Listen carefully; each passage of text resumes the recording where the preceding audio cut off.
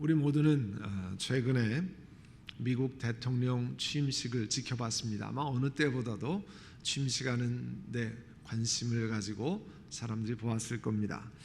앞선 여러 대통령들의 취임식에도 똑같이 언제나 그랬던 것처럼 그곳에 미국 국가와 또 다른 축하 연주를 맡았던 사람들은 군악대입니다. 그 군악대들은 늘 흰 장갑을 손에 끼었습니다. 그리고 그 취임식 단상에 공식적으로 등장하고 경비를 맡은 군인, 경찰 전부 흰 장갑을 꼈습니다. 그리고 그날은 국기에 대한 맹세를 이 말로 그 다음에 수화로 담당했던 사람이 소방대 이 파이어파이터 캡틴인데요, 여성 캡틴인데 그분도 흰 장갑을 끼고 나왔습니다. 흰 장갑을 끼면 우리 모두 특별한 예식을 한다는 느낌을 갖습니다. 또 단정하고 일치된 느낌도 있습니다. 많은 한국 교회에서요 성찬식을 거행할 때 집례하는 목사나 이 떡과 잔을 나누는 분병위원, 분잔위원 그렇게 얘기하는데요, 이 목회자 장로님들이 흰 장갑을 낍니다. 만일 우리 교회에서 성찬식을 거행할 때 저나 우리 장로님들이 흰 장갑을 끼지 않고 한번 했다고 생각해 보죠. 여러분들 가운데 한 분이 목사님, 어떻게 성찬식을 집례하고 떡과 잔을 나누는 목사님, 장로님들이 우리 한국교회 전통에 맞지 않게 흰 장갑도 끼지 않고 성찬식을 집례하고 또 분병 분잔위원회에 참여합니까? 질문하신다면 어떻게 답을 해야 합니까? 저를 신학교에서 가르치셨던 예배학 교수님이 계신데요, 그분이 이런 글을 쓰셨습니다. 한국 교회 성찬식에 사용하는 흰 장갑을 사용하는 습관은 성경 어디에도 그 근원을 찾아볼 수 없다는 겁니다. 또 기독교 예배 역사 속에도 서구의 어느 교회에서도 찾아볼 수 없는 전통이라는 거예요. 그런데 왜 우리 성례전에서는 이런 관습이 깊숙이 들어와 있냐 하는 거죠. 한반도에 복음이 전해질 초기에 우리가 잘 아는 것처럼 그 당시 조선은 그 위생 상태가 또 참 그 심각한 상태에 있었잖아요. 불결한 환경에서 선교사들이 많은 감염병에 전염되고 어려움을 겪은 것을 우리가 압니다. 그때 몸과 마음이 성결해야 할 성례전의 실체를 어떻게 보여주냐 하는 것이 선교사들의 많은 고민이었어요. 그런데 초창기 선교사님들과 같이 사역을 했던 물론 지금들은 많이 돌아가시고 그랬지만 그런 목사님들의 증언은 이렇습니다. 한반도 선교 초기에 선교사님들은 성찬식을 집례할 때 흰 장갑을 사용하지 않았어요. 그렇지만 한국 목사님들이 당시 우리보다 먼저 개화되었다고 알려져 있던 일본 교회에서의 흰 장갑을 사용하는 그런 관습을 보고 그대로 우리 한국 목회자들도 흰 장갑을 사용하는 것을 그대로 묵인했다고 합니다. 왜냐하면 비위생적인 이 농경 사회에서 이 성찬식 구별된 모습을 보여줄 수 있었기 때문이라고 합니다. 그러니까요, 성찬식에서 흰 장갑을 끼느냐 끼지 않느냐 하는 것은 전혀 성경에서 가르치는 본질적인 문제가 전혀 아닙니다.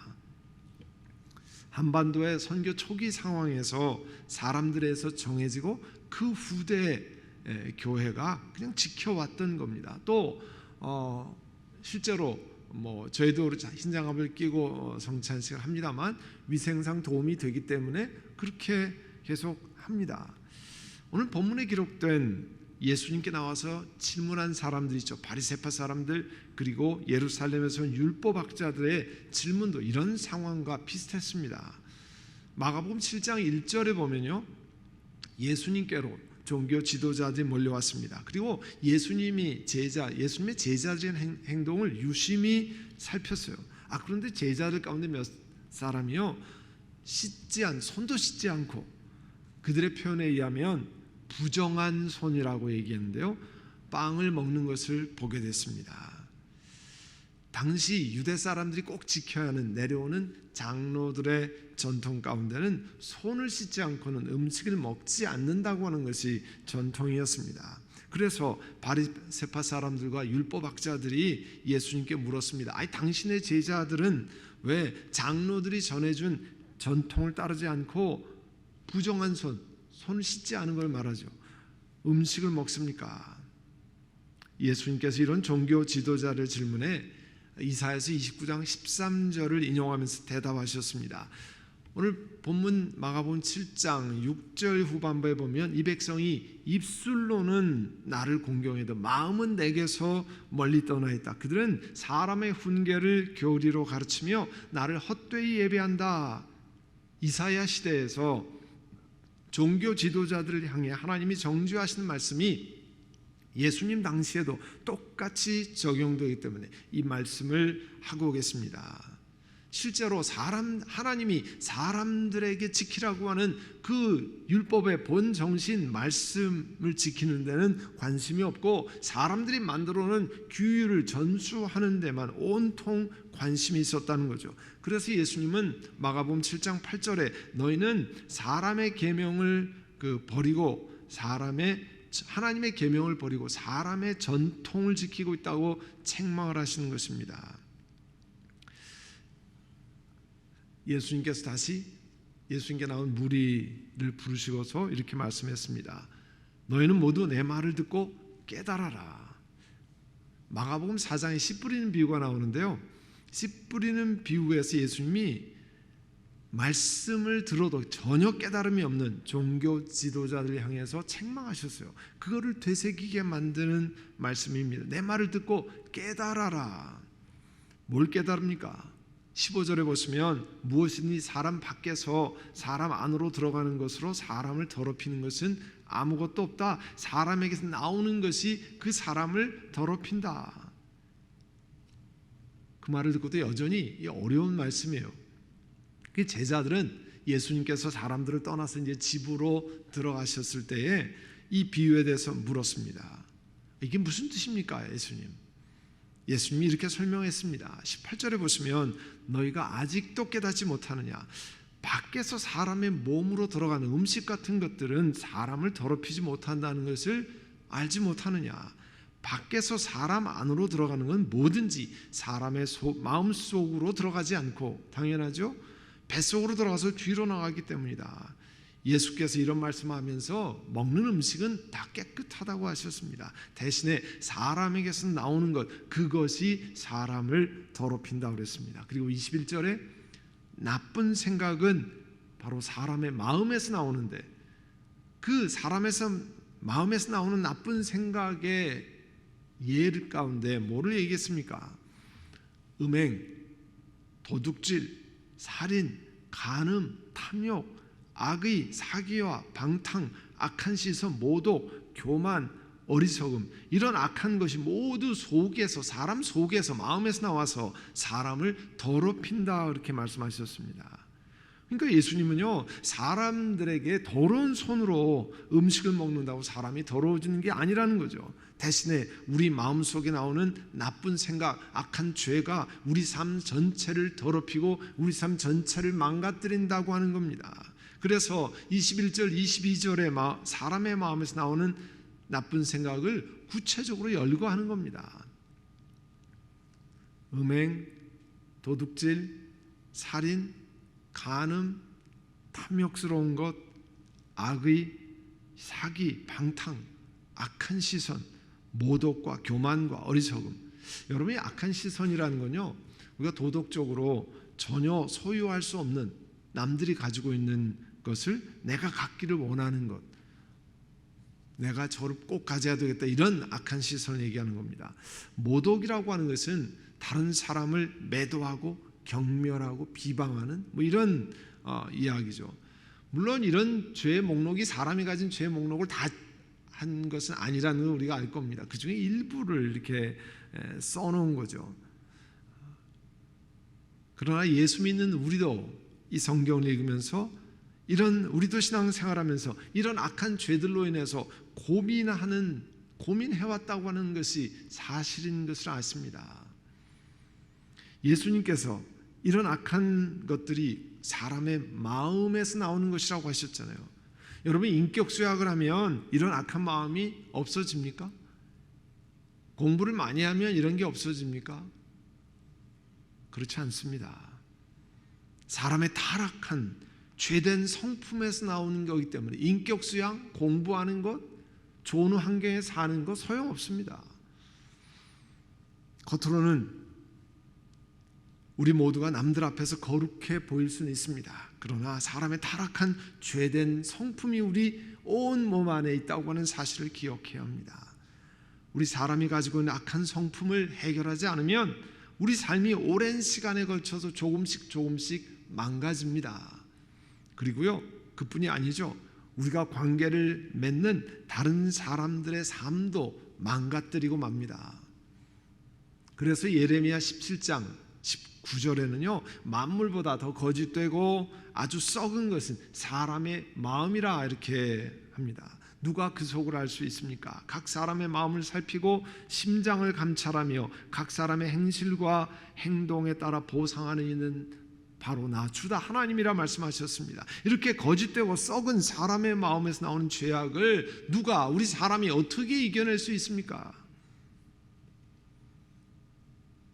그것을 극복하는 과정은요, 먼저는 우리 사람의 죄가 가진 더러운 실체가 있다는 것을 여러분 인정해야 합니다. 우린 종종 우리가 가지고 있는 의지력, 내가 마음만 굳세게 먹으면 나쁜 행동, 나쁜 마음 제어할 수 있다는 착각을 가질 때가 있습니다. 물론 일정 기간 그렇게 할 수 있겠죠. 또 어떤 행동을 그렇게 잠깐 동안 자제할 수는 있겠죠. 그러나 우리 속마음에서부터 나오는 그와 같은 것을 여러분 의지로 다 해결이 됩니까? 안 됩니다. 그러나 예수 그리스도 그분이 주시는 능력이 아니면, 그 예수님이 아니면 이런 죄악을 내 결단력으로, 사람의 의지로 이겨낼 수 없습니다. 그러니까 우리 죄된 마음에서 나오는 나쁜 것들이 있다는 것을 하나님 앞에 정직하게 받아들여야 합니다. 하나님, 내 마음에 이런 악한 것들이 있습니다. 내 속에 이런 악한 것들이 있습니다. 이거 시시때때로 올라옵니다. 우리들은 음행과 도둑질과 살인과 탐욕과 악의와 사기, 방탕에 빠뜨리는 죄된 성품을 가지고 있다는 것을 인정해야 합니다. 이번 수요일부터 애쉬 웬스데이가 시작됩니다. 사순절이 시작되는 거죠. 우리의 죄를 위해서, 이와 같은 우리 악한 죄를 위해서 돌아가신 예수님을 기억하고 우리 자신을 회개하고 돌이키는 시간이죠. 이렇게 우리 사람의 죄가 가진 더러운 실체가 있다는 것을 고백드리고, 그 다음에 내가 얼마나 부패한 존재인지를 인정해야 합니다. 우리는 인생을 살아가면서 여러 가지 산전수전을 겪은 다음에 내가 참 괜찮은 사람이라고 하는 자기 만족에 점점 빠져갑니다. 물론 사람에게 선을 행할 능력이 있는 건 사실이에요. 꽤 그럴듯하고 고상한 선을 나타내 보일 수 있습니다. 그러나 우리는 근본적으로 죄악으로 인해서 부패된 사람이라고 하는 것을 인정해야 합니다. 그래야만 예수 그리스도가 우리의 유일한 해결책인 것을 주님 앞에 고백드릴 수 있습니다. 내가 조금 괜찮은 사람이라고 하면 예수님이 별로 필요치 않잖아요. 내가 내 삶에, 내 영혼 가운데 죄가 가진 더러운 실체를 가진 사람이라는 것을 고백하고 내가 얼마나 부패한 인간인지를 고백해야만 예수 그리스도만이 이 문제를 해결한 유일한 해결책이라는 것을 내가 인정할 수 있지 않습니까? 하나님은 우리의 이러한 죄를 해결하시기 위해서 하나님의 아들 예수 그리스도를 이 땅에 보내주셨습니다. 그리고 우리의 죄악을 지시고 십자가에 달리고 돌아가셨다가 사흘 만에 부활하셨습니다. 이사야서 53장 6절에 우리는 다 양 같아서 그릇 행하여 각기 제 길로 갔거늘 여호와께서는, 하나님께서는 우리 무리의 죄악, 모두의 죄악을 그에게, 예수님께 담당시키셨도다 말씀했습니다. 예수님이 승천하신 이후에 하나님의 성령께서 사람에게 오셨습니다. 그래서 예수님을 구세주로 영접한 사람에게는 성령 하나님께서 우리의 이 죄악된 삶에서 놓여나도록 우리를 챌린지하시고 도전하시고 하나님 말씀으로부터 이 죄악된 삶에서 벗어나도록 인도하십니다. 오늘 본문에서요, 이 마가복음 읽은데 예수님 겉으로 보기에는 종교 생활을 잘하는 것 같이 보이는 바리새파 사람들, 율법학자들을 꾸짖으셨다, 책망하셨다 그랬어요.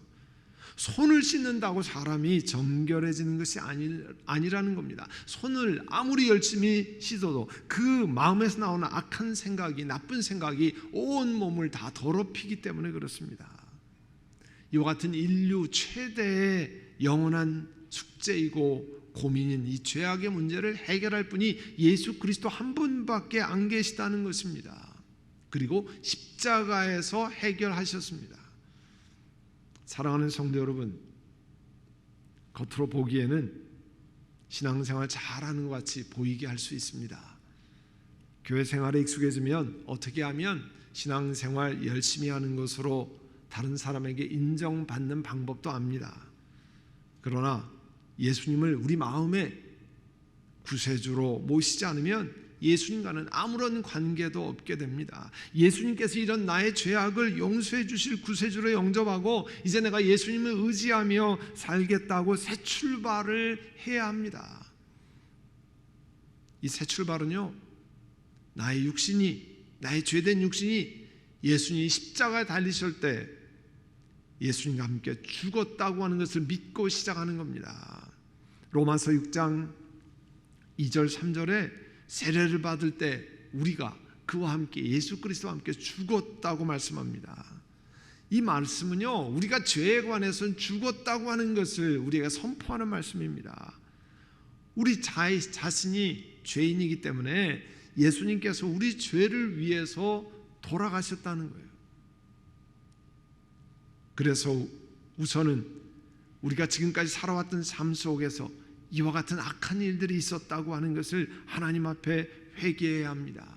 여러분, 죄는 우리를 사망의 세력으로 끌고 들어갑니다. 우리 안에 자리를 잡고 있는 죄가 우리를 몰아서 죄의 법으로 자꾸만 가게 만듭니다. 그래서 사도 바울은 자신의 마음속에서 일어나는 일들을 로마서 7장을 통해서 우리에게 자세히 설명해 주고 있습니다. 로마서 7장 18절에 나는 내 속에 내 육신의 선한 것이 깃들여 있지 않다는 것을 압니다. 나는 선을 행하려는 의지는 있지만 그것을 실행하지는 않으니 말입니다. 7장 18절에 나는 내가 원하는 선한 일은 하지 않고 도리어 원하지 않는 일을 합니다. 악한 일을 합니다. 내가 해서는 안 되는 것을 하면 그것을 하는 것은 내가 아니라 내 속에 자리 잡고 있는 죄입니다. 나는 속사람으로는 하나님의 법을 즐거워하지만 내 지체에는, 내 육신에는 다른 법이 있어서 내 마음의 법과 맞서서 싸우며 내 지체에 있는 죄의 법에 나를 포로로 만든 것을 봅니다. 그렇게 사도 바울은 그 죄악과 싸워서 고민하고 힘들어하는 그런 것들을 로마서 7장에 말씀하고 있습니다. 그리고 7장 25절 마지막 절에 우리 주 예수 그리스도를 통해서 나를 건져주시는 하나님께 감사를 드립니다. 이렇게 참 우리 말한 미저러블한 우리 몸이지만 그러나 예수 그리스도께서만이 나를 건져주십니다. 그런 하나님께 찬양을 드립니다. 고백했습니다. 그리고 8장 1절에 그러므로 그리스도 예수 안에 있는 사람들은 정죄를 받지 않습니다. 그것은 예수 그리스도 안에서 생명을 누리게 하는 성령의 법이 우리를 생명으로 인도하는 성령의 법이 당신은 우리를 죄와 죽음의 법에서 해방하여 주었기 때문에 그렇습니다. 예수 그리스도께서 우리를 해방해 주셨다고 하는 겁니다. 오늘 율법학자와 바리새인들과 논쟁에서 예수님 말씀하셨던 것처럼 우리 속에 있는 마음에서 나오는 그 악한 것들을 해결하시는 분이 예수 그리스도이심을 사도 바울은 고백하고 있습니다.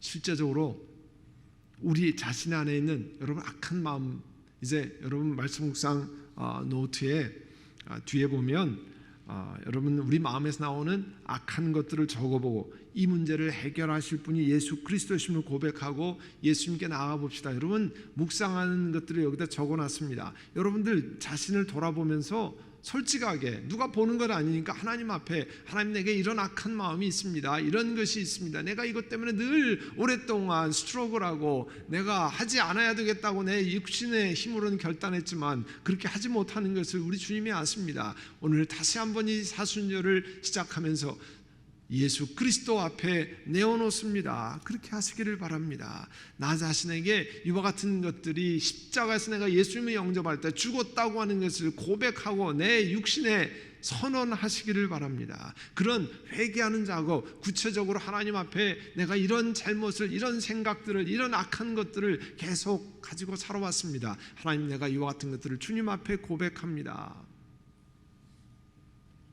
바로 이런 것들 때문에 예수 그리스도가, 바로 이런 내 성품 때문에, 내 삶 때문에 예수 그리스도가 죽으셔야 했다는 것을 고백하시기를 바랍니다. 이렇게 예수 그리스도만이 우리의 죄악을 해결한 유일한 길이라는 것을 인정하고 살아가는 우리들에게 예수님이 기도하는 법을 가르쳐 주셨잖아요. 그게 주기도문이잖아요. Lord's Prayer. 이 주기도문을 시작하면서 우리는 하늘에 계신 우리 아버지라고 시작합니다. 전능하신 하나님이, omnipotent가, 전능하신 하나님, 말씀으로 천지를 창조하신 하나님이 우리의 기도를 들으시는 그 기도의 대상이 된다고 하는 고백으로 시작하는 거죠. 하늘에 계신 우리 아버지. 그리고 하나님의 영광을 위한 기도를 먼저 세 개를 드리라고 했습니다. 우리 삶의 기본 아버지의 뜻, 하나님의 이름이 거룩히 여김을 받고 하나님의 통치가 오고 아버지 하나님의 뜻이 이 땅에 이루어지게 해달라는 기도를 먼저 하라고 했습니다. 예수님 그 다음에 우리 사람의 필요를 놓고 간단하게 세 가지를 놓고 기도하라고 말씀하셨습니다. 우리 삶의 기본적인 양식을 위해서 간구하고, 다른 사람을 용서할 수 있게 해달라는 기도를 드리고, 그리고 세 번째, 우리를 보호해달라고 하는 기도입니다. 이건 굉장히 중요한 일이잖아요. 여러분, 그 공사장에서 일하는 분들 보셨죠? 컨스트럭션 워커. 어떻게 합니까? 기본적으로 노란색 혹은 흰색 헬멧 파이버를 씁니다. 위에 뭐가 떨어지면 보호해야 되잖아요. 그리고 이 장갑 같은 거, 두꺼운 장갑들을 낍니다. 다치지 않도록. 또 어떻게 합니까? 보통 우리 운동화, 여러분 컨스트럭션 워커가 슬리퍼 끌고 가서 일하는 거 보셨습니까? 아닙니다. 위에 망치가 떨어져도 이 쭈그러들지 않는 그런 딱딱한 구두 같은 걸 신어요. 그런 일들이 계속되기 때문에, 또 이 위에 올라가는 사람들이 이렇게 그 하니스라고 그러죠. 이렇게 걸고 떨어지지 않도록 하는 것들을 합니다. 그게 이제 또 다른 PPE잖아요. Protection, Personal Protection Equipment. 우리도요, 예수님이 왜 주기도문에 이걸 말씀하시냐면, 우리를 시험에 빠지지 않게 하시고 악에서 구하소서. 예수님은요, 우리가 늘 암송하는 주기도문의 끝에 이걸 하라고 하셨어요. 우리를 시험에 빠지지 않게 하시고 악에서 구하소서. 왜냐하면 우리를 유혹에 빠지지 않도록, 간교한 사탄이 우리의 죄악된 성품을 자극하는 것을 넘어가지 않도록 기도하라는 겁니다. 잘못하면 넘어가기 때문에, 잘못하면 이런 것 때문에 다치기 때문에 그렇게 기도하라고 하는 겁니다. 또 이 악한 존재나 악한 행동을 적극적으로 대항하는 기도를 하라는 거예요. 그러니까 주기도문 할 때 그냥 넋놓고 기도하시면 안 됩니다. 하나님의 영광을 위해서 기도하는 것뿐만 아니라 우리 자신을 위해서 기도하는 것도, 양식을 위해서, 다른 사람을 용서하는 것을 위해서, 그리고 우리 삶의 이 세상에서 살아갈 때 악한 것이 우리를 공격하지 않도록 보호하는, 프로텍션하는 기도를 하라는 겁니다. 그렇게 하기 위해서 여러분, 하나님 말씀으로 대항해야 되죠. 청년이 무엇으로 그의 행실을 깨끗게 하리까? 주의 말씀을 따라 지킬 것이니라 말씀했잖아요.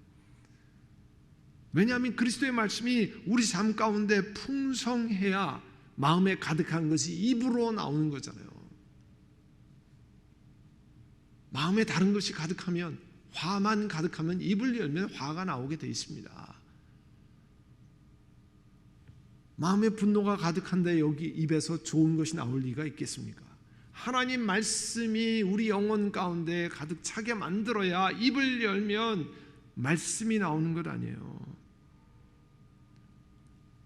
사랑하는 성도 여러분, 하나님 말씀으로, 그 하나님 말씀에 따라서 하나님의 거룩하심을 택하심 받은 사람답게 주의 말씀을 덧입고 이 땅을 살아가야 됩니다. 또 그뿐이 아니고요, 성령의 인도하심을 따라가야 악한 원수마귀가 우리의 죄된 성품을 공격할 때, 소위 말해서 버튼을 누를 때 거기에 보호하게 되는 겁니다. 갈라디아서 5장 16절에 여러분은 성령께서 인도하여 주신 대로 살아가십시오. 그러면 육체의 욕망을 이루지 않을 것입니다. 우리가 늘 고민하는 거, 육체의 욕망 따라서 성경의 말씀이 아니라 육체의 욕망을 따라서 행하는 거, 어떻게 이것을 해결할 수 있을까? 성령 하나님께서 뭐라고 말씀합니까? 성령의 인도하심을 따라가라는 거 아니에요. 우리 육체대로 자연스럽게 우리 생각에서 나오는 우리 마음에서 나오는 악한 생각대로 날아가면 죽음으로 갑니다. 파멸로 갑니다. 내 생활을 망치고 다른 사람들을 파괴시킵니다. 그러나 성령의 인도하심을 따라가면 자연스럽게 갈라디아서 5장 22절 23절에 있는 성령의 9가지 열매를 맺게 만듭니다. 그래서 나도 살고 다른 사람도 살려냅니다. 그리고 성령께 의지하며 살아가면 로마서 8장에 있는 것처럼 성령께서 말할 수 없는 탄식으로 우리를 대신하여 간구해 주시잖아요. 우리가 다 행하지 못할 때 성령 하나님께 탄식하심으로 우리를 주님 앞에 간구해 주시잖아요. 또 어떻게 하든지 끊임없이 기도하는 삶을 추구해야 합니다. 에베소서 6장 18절에 온갖 기도와 간구로 언제나 성령 안에서 기도하십시오. 이것을 위하여 늘 깨어서 끝까지 참으면서 모든 성도를 위해서 기도하십시오. 오늘부터 중보기도 40기 사역이 시작됩니다. 우리 선한목자교회는 중보기도 사역 훈련받은 분이 한 200여 분이 넘습니다. 여러분이 늘 말씀을 드립니다. 저는 기도가 잘 되지 않아서 기도 사역 못합니다. 그런 분일수록 중보기도 사역 훈련을 받고 기도하셔야 됩니다. 여태까지 못하신 분들 6개월 후에 다시 중보기도 학교 할 때 같이 하십시오. 중보기도하고 남을 위해서 기도하고 나라를 위해서 기도하고 교회의 중요한 사역을 위해서 기도하고 병든 자를 위해서 기도하고 세계 선교를 하시는 분들을 위해서 기도할 때 내 영혼이 살아나고 다른 사람을 위해서 기도할 수 있는 그런 영혼이 살아날 때 우리 자신도 기도하는 은혜를 얻게 됩니다. 우리가 마중물이라고 그러잖아요.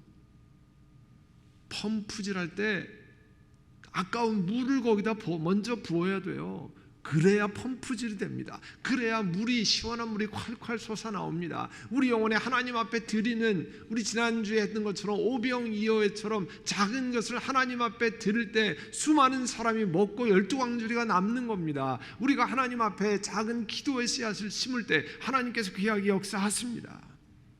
그리고 우리 자신이 죄된 성품이 있다는 것을 알고 유혹에 빠져들 수 있는 기회를 차단할 수 있는 지혜가 필요합니다.